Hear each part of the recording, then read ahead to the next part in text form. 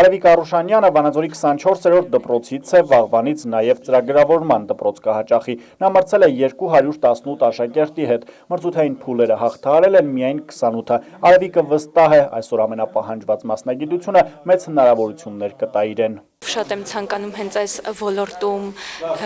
հաջողություններ ունենալ։ Yandex ընկերության եւ ձեռնարկությունների ինկուբատոր հիմնադրամի նախաձեռնությամբ Վանաձորի տեխնոլոգիական կենտրոնում բացվեց ծրագրավորման դպրոց։ Նախագիծն իրականացվում է 9-ից 11-րդ դասարանների աշակերտների համար։ Նպատակը նրանց ծրագրավորմանը ծանոթացնելն է ու այդ ոլորտում աշխատանքի հեռանկար ստեղծելը։ Yandex ընկերության գլխավոր տնօրեն Տիգրան Խուդավերդյանի խոսքով ընտրվել է ծրագրավորում սովորելու համար ամենաօպտիմալ տարիքը։ Այստեղ կան շատ տաղանդավոր երեխաներ, որոնց կարելի է օգնել, բացահայտել իրենց ներուժը։ Մայրաքաղաքում ուսման շատ հնարավորություններ կան։ Այդ իսկ պատճառով ծրագրավորման դպրոցներ կբացվեն առաջին հերթին շրջաններում։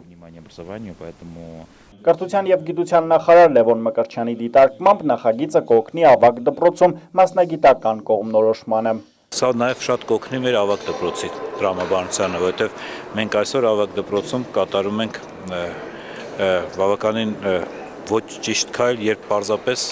ավագ դպրոցում կրկնում ենք անցած նյութը։ Ռուսաստանում Yandex-ը գործակցում է դպրոցների եւ բարձրագույն ուսումնական հաստատությունների հետ, զարգացնում է տարբեր կրթական ծրագրեր։ Սարգիս Գոքորյան, Համլետ Պապանյան, ժամը լրատվական։